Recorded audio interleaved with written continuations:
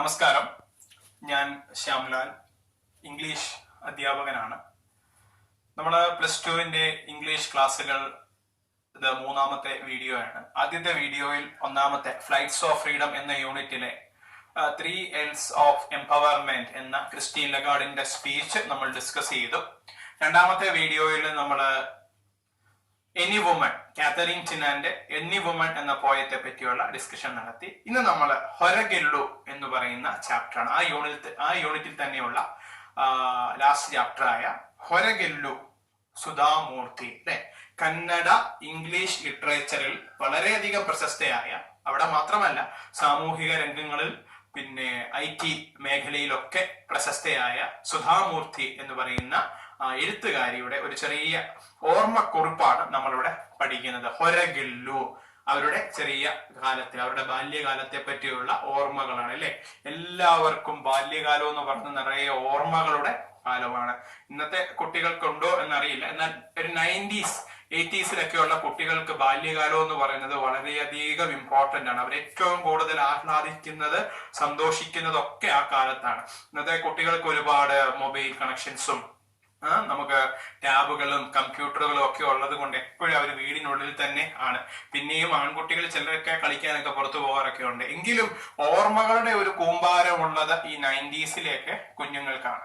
അപ്പൊ സുധാമൂർത്തി തന്റെ ബാല്യകാലത്തെ ചില അനുഭവങ്ങൾ നമ്മളോട് പറയുകയാണ്. ബാല്യകാലത്തെ മാത്രമല്ല, അവരുടെ ബാല്യകാലത്തുണ്ടായ ഒരു അനുഭവവും അവർ വളർന്ന് ഒരു ജോലിയൊക്കെ നേടി ആ സ്ഥാപനത്തിൽ ജോലി ചെയ്തപ്പോൾ ഉണ്ടായ ഒരു അനുഭവം, ഇത് തമ്മിൽ കണക്ട് ചെയ്തുകൊണ്ട് നമ്മളോടൊരു സന്ദേശം അവർ പറയുകയാണ്.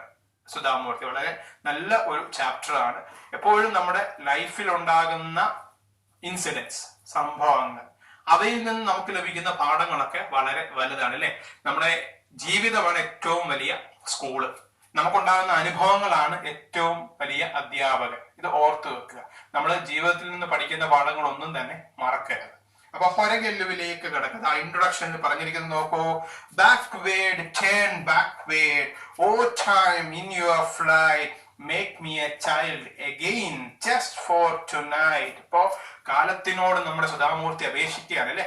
എന്നെ അല്ലെ, സുധാമൂർത്തി അല്ല, അത് ഏതോ ഒരു കവി എഴുതിയ വരികളാണ്. അപ്പൊ അത് ഇൻട്രൊഡക്ഷൻ ആയിട്ട് കൊടുത്തിരിക്കുന്നേ ഉള്ളൂ ഈ പാഠവുമായിട്ട് ബന്ധപ്പെട്ടത് കൊണ്ട്. എന്നെ ഒന്നുകൂടി എന്റെ ബാല്യകാലത്തിലേക്ക് കൊണ്ടുപോകൂ. Remembering the good old childhood days often fills our mind with freshness and vigor and revitalizes us enough to go forward with confidence. അല്ലെ, ജീവിതത്തിൽ മുന്നോട്ട് പോകാനുള്ള കരുത്തുകൾ പലപ്പോഴും നമുക്ക് തരുന്നത് നമ്മുടെ ബാല്യകാലങ്ങളാണ്. അപ്പൊ അതുകൊണ്ട് തന്നെ കുട്ടികളാണ് പ്രധാനം, കുട്ടിക്കാലമാണ് പ്രധാനം എന്ന് ഒരു സിനിമയിൽ മോഹൻലാൽ പറയുന്നുണ്ട്. അപ്പൊ അതുകൊണ്ട് കുഞ്ഞുങ്ങളുടെ ബാല്യകാലത്തെ നിങ്ങൾ നശിപ്പിച്ച് കളയരുത്, അവർക്ക് സന്തോഷിക്കാനുള്ള വകകൾ കൊടുക്കുക. നമുക്ക് നോക്കാം ഹൊരഗെല്ലു. ആ ഹൊരഗെല്ലുവിന്റെ ആദ്യ പാഠഭാഗത്ത് സുധാമൂർത്തിയുടെ ബാല്യകാലത്ത് അവരുടെ ഗ്രാൻഡ് ഫാദറുമായി ബന്ധപ്പെട്ട ഒരു ഇൻസിഡന്റ് ആണ് പറയുന്നത്. നമുക്ക് നോക്കാം. Hot summer days remind me of my childhood in A little village. There was a large banyan tree right in the middle of the village, and I would spend many hours playing under it during my holidays. Sudha Murty പറയുകയാണ്, hot summer days വരുമ്പോഴൊക്കെ, അല്ലെങ്കിൽ ഇന്ത്യയിലുള്ള കുട്ടികളുടെ hot summer days എന്ന് പറയുന്നത്, summer days എന്ന് പറയുന്നത് school അവധിക്കാലമാണ് അല്ലെ. March, April, May. മാർച്ച് ആദ്യം പരീക്ഷ കഴിഞ്ഞാൽ പിന്നെ ഏപ്രിൽ, മെയ് മാസങ്ങളിലൊക്കെ കുട്ടികൾക്ക് സന്തോഷത്തിന്റെ നാളുകളാണ്. ബന്ധു വീടുകളിൽ പോവുക, ഒരേ പ്രായത്തിലുള്ള കുട്ടികളുമായി കളിക്കുക, വളരെ സന്തോഷമാണ് അല്ലെ. അപ്പൊ നമ്മുടെ സുധാമൂർത്തിയും അങ്ങനെ തന്നെയായിരുന്നു. സുധാമൂർത്തിയുടെ അല്ലെ ബാല്യകാലം ഓർക്കുമ്പോൾ അവർക്ക് ഏറ്റവും കൂടുതൽ ഓർമ്മ വരുന്നത് തന്റെ ചെറുപ്പകാലത്ത് തന്റെ ഗ്രാമത്തിൽ ഒരു വലിയ ബനിയൻ ട്രീ ഉണ്ടായിരുന്നു. ബനിയൻ ട്രീ എന്ന് പറഞ്ഞാൽ നമ്മൾ വലിയ ആൽമരം അല്ലെ. ആൽമരം നമ്മുടെ ഇന്ത്യൻ സംസ്കാരവുമായി വലിയ ബന്ധമുള്ളതാണ് അല്ലെ. ആൽമരം ഇല്ലാത്ത ഒരു ഗ്രാമം പോലും നമ്മുടെ ഇന്ത്യയില് ഇല്ല. There was a large banyan tree right in the middle of the village. ആ ഗ്രാമത്തിന്റെ മധ്യത്തായിട്ട് ഒരു ബനിയൻ ട്രീ ഉണ്ടായിരുന്നു. And I would spend many hours playing under it during my holidays. എന്റെ വേനൽ അവധിക്കാലത്ത് അതിന്റെ തണലിൽ ഞാൻ ഇരുന്ന് കളിച്ചിട്ടുണ്ട്. The tree was like a massive umbrella with its branches providing much needed shadow and secure.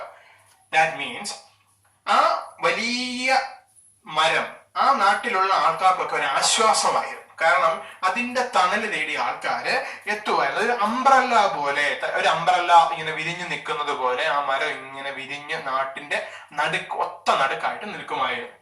Travelers spent some time sitting under it and catching their breath before going on their way. ഇന്നത്തെ കാലം പോലെയല്ല, അന്ന് വാഹന സൗകര്യങ്ങളൊക്കെ കുറവായതുകൊണ്ട് ആൾക്കാർ ചുമടുമൊക്കെ ആയിട്ട് ഇങ്ങനെ നടന്നു പോകുമ്പോൾ ഇങ്ങനെയുള്ള ഒരു ആൽമരം അവർക്കൊരു ആശ്വാസമായിരുന്നു. ആ ആൽമരത്തിന്റെ ചുവട്ടിലിരുന്ന് വീണ്ടും പഴയ ആരോഗ്യമൊക്കെ നേടി അവർ മുന്നോട്ട് പോകുമായിരുന്നു. To make them comfortable, there was a ഹൊരഗെല്ലു. നമ്മുടെ ചാപ്റ്ററുമായി ബന്ധപ്പെട്ട വാക്ക് ഇവിടെ എത്തിയിരിക്കുന്നു. ഹൊരഗെല്ലു. എന്താണ് ഹൊരഗെല്ലു? ഇപ്പോ ആ ആൽമരത്തിന്റെ ചുവട്ടില് ഒരു ഹൊരഗെല്ലു ഉണ്ടായിരുന്നു. ആ ഹൊരഗെല്ലുവിൽ ഇരുന്ന് ആൾക്കാർ റെസ്റ്റ് എടുക്കുമായിരുന്നു. To make them comfortable, there was a horagellu under the tree. Horagellu literally means a stone that can bear weight. Horagellu എന്ന് പറഞ്ഞാൽ അതിനർത്ഥം, അതിന്റെ ഡിക്ഷണറിയിൽ കൊടുക്കുന്ന അർത്ഥം ഇതാണ്: ദാറ്റ് ക്യാൻ ബിയർ വെയിറ്റ്, ഭാരം താങ്ങാൻ കഴിയുന്ന. അപ്പൊ നമുക്ക് വേണമെങ്കിൽ മലയാളത്തിൽ ഇങ്ങനെ പറയാം, ചുമട് താങ്ങി. മലയാളത്തിൽ ഇങ്ങനെ പറയാം, ചുമട് താങ്ങി. നമ്മുടെ ഗ്രാമങ്ങളിലൊക്കെ സാധാരണഗതിയിൽ ഇപ്പൊ അങ്ങനെ വലുതായിട്ട് കാണാറില്ല, വളരെ അപൂർവം എവിടെയെങ്കിലും കാണുന്നുണ്ടെങ്കിൽ മാത്രമേ ഉള്ളൂ. ഇതുപോലെ 11 പോലെ 2 പാറ കഷ്ണങ്ങൾ, അതിന്റെ മുകളിൽ വലിയ മറ്റൊരു പാറക്കഷ്ണം. ഇത് പല ഗ്രാമങ്ങളിലും അമ്പലങ്ങളിലും ഒക്കെ ഉണ്ടായിരുന്നു. ഇതുമായിട്ട് ബന്ധപ്പെട്ട് നമ്മുടെ നാട്ടിൽ കാണുന്ന മറ്റൊരു സാധനമാണ് കളിത്തട്ട്, അല്ലെങ്കിൽ നമ്മളത് പറഞ്ഞപ്പോ കളത്തട്ട് എന്നൊക്കെ ആയിട്ടുണ്ട്. നമ്മുടെ ഗ്രാമത്തിലുണ്ട്, നമ്മുടെ മങ്കുഴി എന്ന് പറയുന്ന ഗ്രാമത്തിലുണ്ട്, ഭരണിക്കാവ് എന്ന് പറയുന്ന ഗ്രാമത്തിലെ അമ്പലത്തിന്റെ ഫ്രണ്ടിലുണ്ട്. കറ്റാനത്ത് നിന്ന് നമ്മൾ വള്ളികുന്ന് ഭാഗത്തേക്ക് പോകുമ്പോൾ ഇടയ്ക്കൊരു നമ്പ്യാരുടെ കളത്തട്ട് എന്ന് പറയുന്ന ഒരു കളത്തട്ടുണ്ട്. അങ്ങനെ കേരളത്തിൽ അങ്ങോട്ടും ഇങ്ങോട്ടും കളത്തട്ടുകളുണ്ട്. അതൊക്കെ വലിയ സംസ്കാരത്തിന്റെ ഭാഗങ്ങളാണ്. ഈ ചുമട് താങ്ങിയുടെ ഉപയോഗം, ചുമട് താങ്ങി ആ പേരിൽ തന്നെയുണ്ട്, അതായത് ഭാരവുമായിട്ട് പോകുന്ന ആൾക്കാർ. ഒരു ഉദാഹരണം പറഞ്ഞു തരാം. അപ്പൊ നിങ്ങളുടെ വീട്ടില് ഇപ്പൊ മീനൊക്കെ കൊണ്ടുവരുന്നത് വണ്ടികളിലായിരിക്കും. എന്നാൽ ചില സ്ത്രീകൾ, ചില അമ്മമാര് തലയിൽ മീൻ ചുമന്നുകൊണ്ട് വരാറുണ്ട്. അപ്പൊ അവര് നമ്മളെ വീട്ടിലെത്തുമ്പോൾ നമ്മളോട് പറയാറുണ്ട്, മക്കളെ ഒന്ന് സഹായിക്ക്, താഴെ ഇറക്കി വെക്കാൻ. അപ്പൊ നമ്മൾ മീൻ മേടിച്ചതിന് ശേഷം ഈ അമ്മ നമ്മളോട് പറയാറുണ്ട്, മോനെ ഒന്ന് സഹായിച്ച് ഇതൊന്ന് തലയിലേക്ക് പിടിച്ചു വെക്കാൻ. എപ്പോഴും അപ്പോ അവർക്ക് ഒരാളുടെ സഹായം ആവശ്യമാണ്. എന്നാൽ ഇത്തരം ചുമടുതാങ്ങികളുള്ള സ്ഥലങ്ങളില് അത്തരം മറ്റൊരാളുടെ സഹായത്തിനായിട്ട് നമ്മൾ നോക്കി നിൽക്കണ്ട.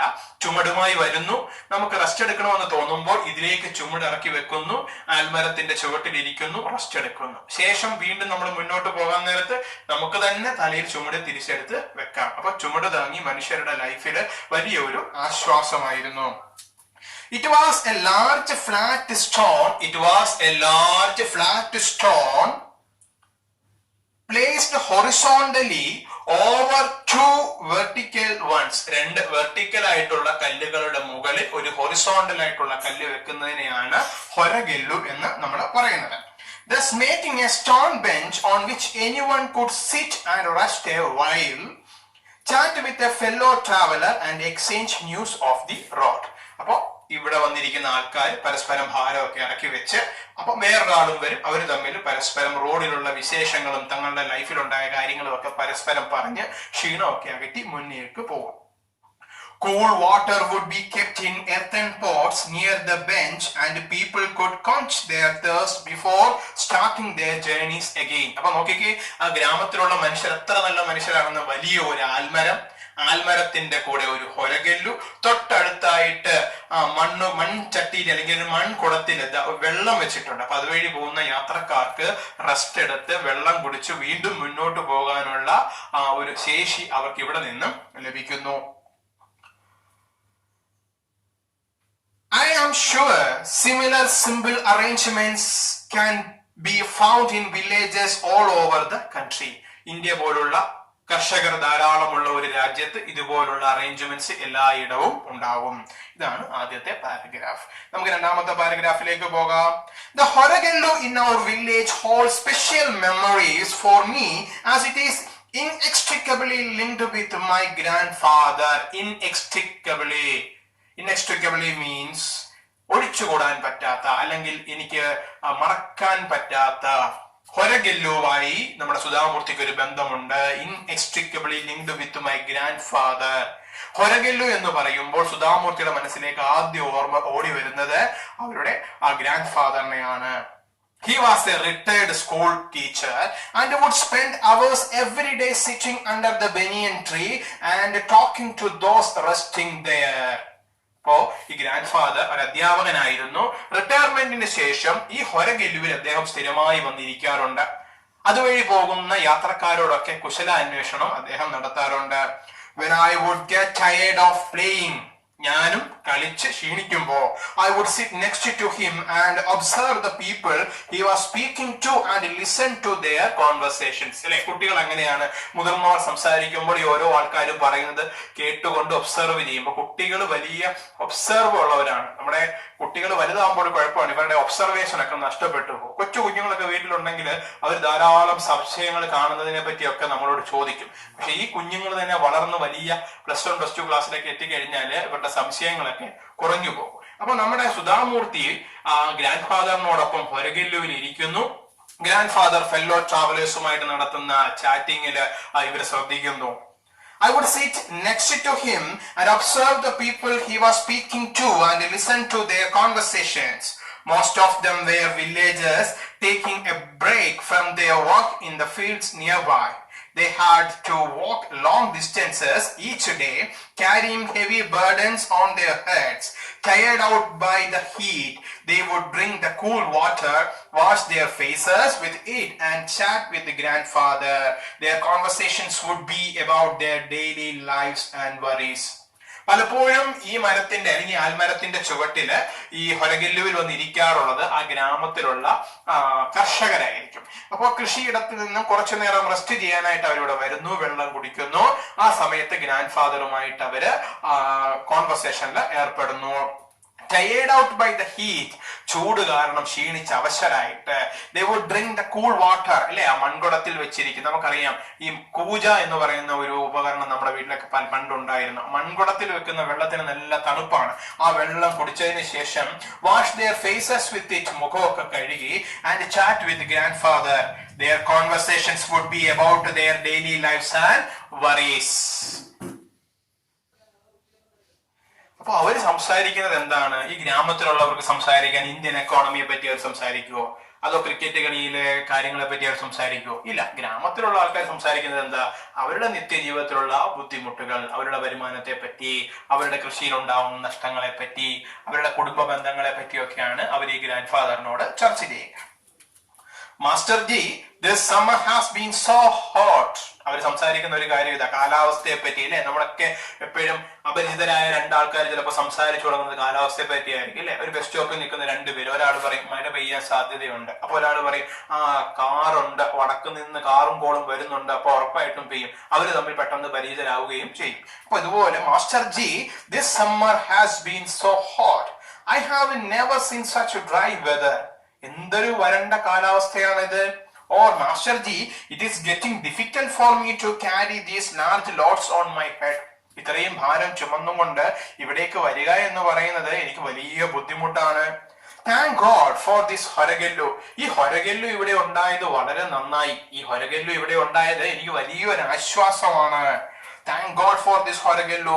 I wish my son would help, but he only wants to go to the city. എന്റെ മകൻ എന്നെ കൃഷിയിൽ സഹായിക്കണമെന്നാണ് എന്റെ ആഗ്രഹം.